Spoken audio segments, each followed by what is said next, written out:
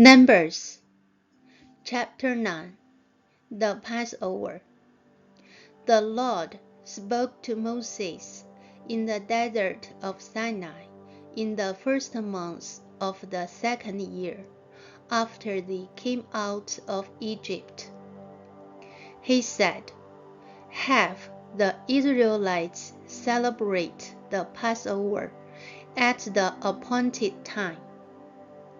Celebrate it at the appointed time, at twilight on the 14th day of this month, in accordance with all its rules and regulations."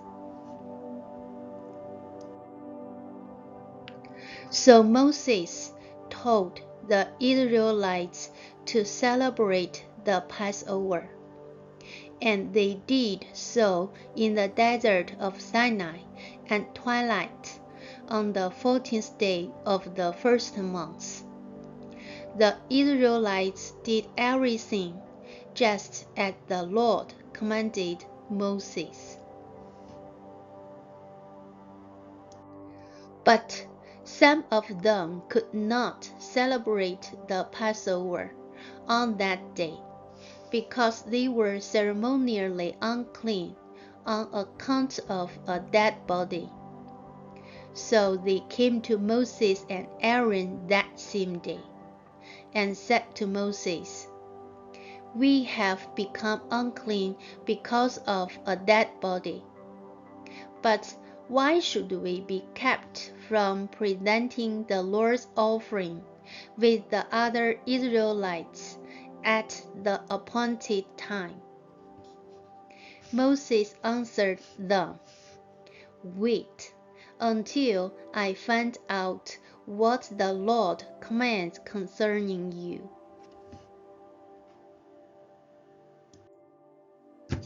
Then the Lord said to Moses, "Tell the Israelites, when any of you or your descendants are unclean because of a dead body, or are away on a journey, they are still to celebrate the Lord's Passover. But they are to do it on the 14th day of the second month at twilight. They are to eat the lamb together with unleavened bread and bitter herbs.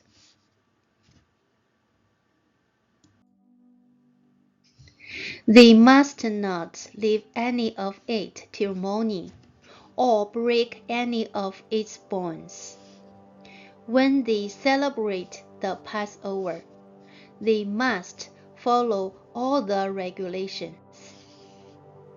But if anyone who is ceremonially clean and not on a journey fails to celebrate the Passover, they must be cut off from their people for not presenting the Lord's offering at the appointed time. They will bear the consequences of their sin.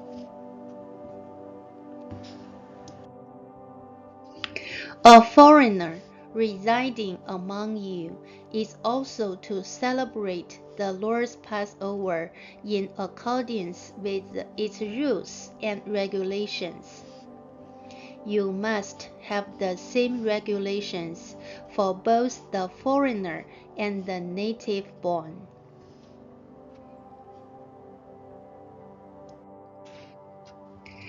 The cloud above the tabernacle. On the day the tabernacle, the tent of the covenant law, was set up, the cloud covered it. From evening till morning, the cloud above the tabernacle looked like fire. That is how it continued to be. The cloud covered it, and at night it looked like fire. Whenever the cloud lifted from above the tent, the Israelites set out.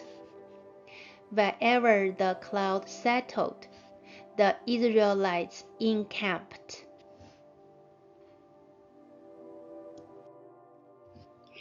At the Lord's command, the Israelites set out, and at his command they encamped. As long as the cloud stayed over the tabernacle, they remained in camp. When the cloud remained over the tabernacle a long time, the Israelites obeyed the Lord's order and did not set out. Sometimes the cloud was over the tabernacle only a few days. At the Lord's command, they would encamp, and then at his command, they would set out. Sometimes the cloud stayed only from evening till morning, and when it lifted in the morning, they set out, whether by day or by night. Whenever the cloud lifted, they set out. Whether the cloud stayed over the tabernacle for 2 days, or a month, or a year, the Israelites would remain in camp and not set out. But when it lifted, they would set out. At the Lord's command, they encamped, and at the Lord's command, they set out. They obeyed the Lord's order in accordance with his command through Moses.